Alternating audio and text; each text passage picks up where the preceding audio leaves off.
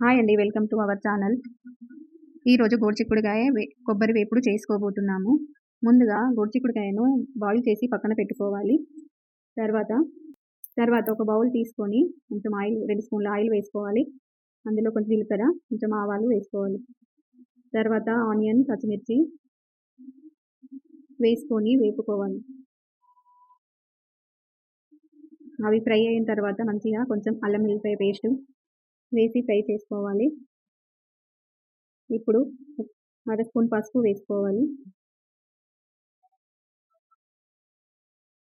తర్వాత గోరుచిక్కుడుకాయ అందులో వేసుకొని మంచిగా ఫ్రై చేసుకోవాలి.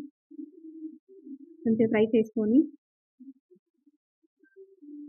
మూత పెట్టుకొని కాసేపు మగ్గిన తర్వాత మళ్ళీ ఒకసారి ఫ్రై చేసి